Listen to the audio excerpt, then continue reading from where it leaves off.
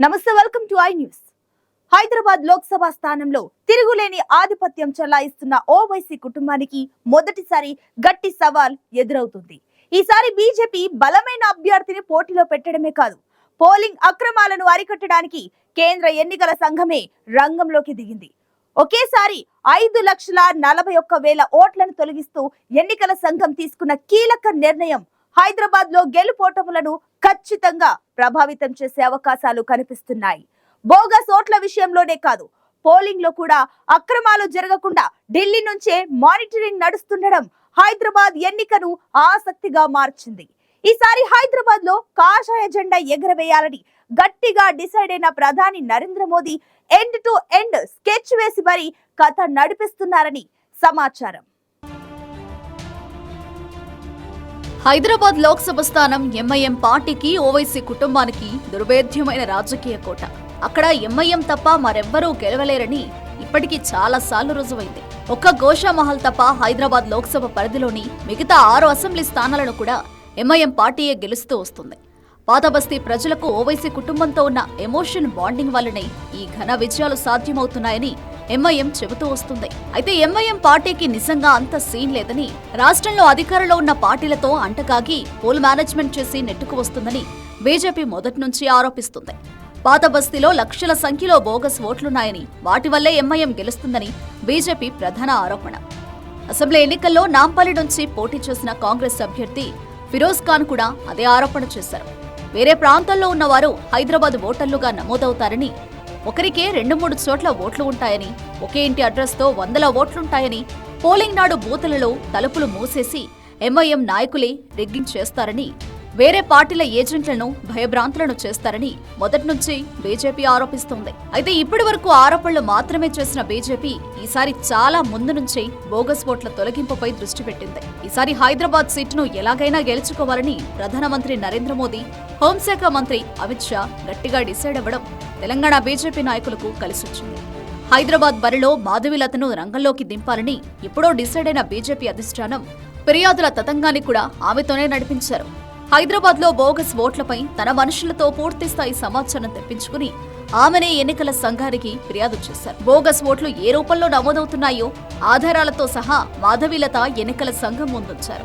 ఒకటే ఇంటి అడ్రస్ పేరు మీద 100లకు 100 ఓట్లు నమోదు కావడాన్ని, ఒకే వ్యక్తికి 2-3 అసెంబ్లీ నియోజకవర్గాల పరిధిలో ఓట్లు ఉండడాన్ని ఆమె ఈసీ దృష్టికి తీసుకెళ్లారు. బహదూర్పురా నియోజకవర్గంలో 10 అడుగుల చదరపు విస్తీర్ణం కలిగిన చిన్న గదిలో ఏకంగా 278 మంది ఓటర్లు నమోదు కావడాన్ని ఆమె తన ఫిర్యాదులో పేర్కొన్నారు. చివరికి హిందూ శ్మశానం ఉన్న ఇంటి నెంబర్తో కూడా వేరే వర్గానికి చెందిన వారి ఓట్లున్నాయని ఫిర్యాదు చేశారు.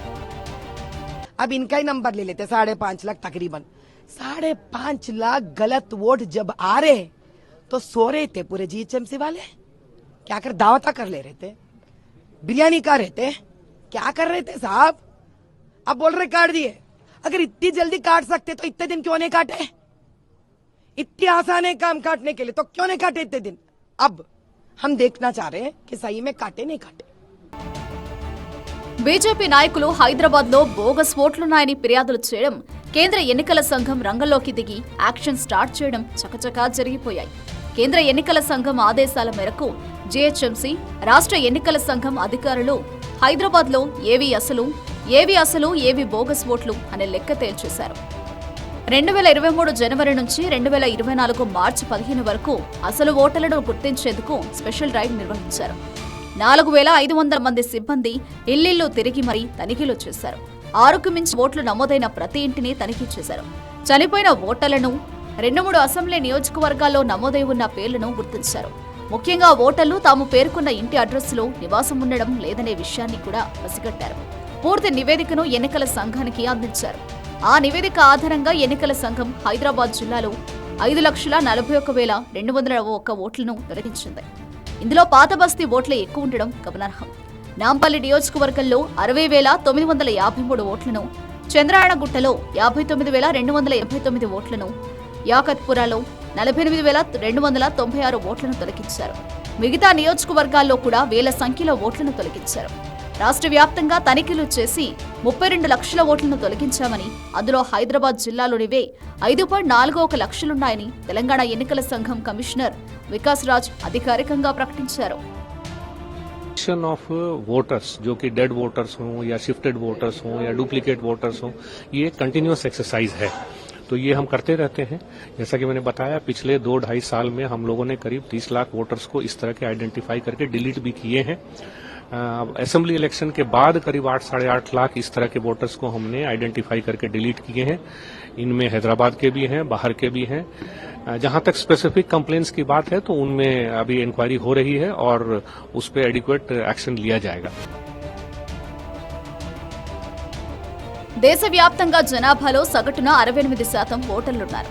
చనిపోయిన వారి పేర్లు, అడ్రస్ మారిన వారి పేర్లు తొలగిస్తే ఆ శాతం 65 లోపే ఉంటుందని ఎన్నికల సంఘమే పలుమార్లు ప్రకటించింది. దానికి అనుగుణంగా పనిచేయాలని కూడా సూచించింది. అయితే దేశంలో ఎక్కడా లేని విధంగా హైదరాబాద్ జిల్లాలో మాత్రం 75% పైగా ఓటర్లుంటూ వస్తున్నారు. ఇక్కడ ఎక్కువ బోగస్ ఓట్లు ఉన్నాయని చెప్పడానికి ఇది కూడా పెద్ద ఉదాహరణ అని బీజేపీ వాదిస్తుంది.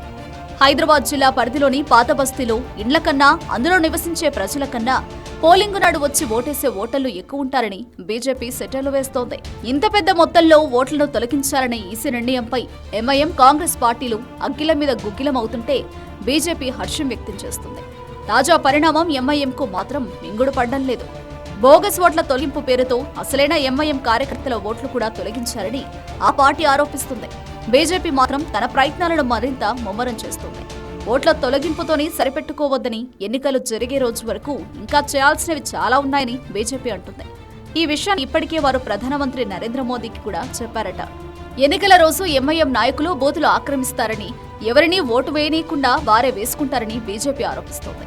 ఇంట్లో మహిళలను కూడా ఓటింగ్కు రానివ్వరని, వారి ఓట్లు కూడా పురుషులే వేసిపోతారని విమర్శించారు. కాబట్టి హైదరాబాద్ లోక్సభ పరిధిలోని ప్రతి బూత్లో ఖచ్చితంగా సీసీ కెమెరాలు పెట్టాలని ఆ పార్టీ డిమాండ్ చేస్తుంది. బోగస్ ఓట్లు తొలగించినట్లే పోలింగ్ అక్రమాలు కూడా అరికట్టగలిగితే ఎంఐఎం పని ఖతమవుతుందని బీజేపీ అంచనా వేస్తుంది. చాలా మంది ఓట్లు నామినేషన్ల ప్రక్రియ మొదలయ్యే ఒకరోజు ముందు తొలగించారని, ఆ సమాచారం ఓటర్లకు లేదని, ఇది పోలింగ్ రోజు గందరగోళానికి దారితీస్తుందని కాంగ్రెస్ అంటోంది. ఏదేమైనా బోగస్ ఓట్ల తొలగింపుతో హైదరాబాద్ రాజకీయం రసవత్తరంగా మారింది. పోలింగ్ నాటి వరకు ఇంకా అనేక నాటకీయ పరిణామాలు జరిగే అవకాశం ఉందని పరిశీలకులు అంటున్నారు. హైదరాబాద్ లోక్సభలో గత ఎన్నికల్లో ఎంఐఎం అభ్యర్థి అసదుద్దీన్ ఓవైసీ 2,82,186 ఓట్ల ఆధిక్యంతో బీజేపీ అభ్యర్థి డాక్టర్ భగవంతరావుపై గెలిచారు.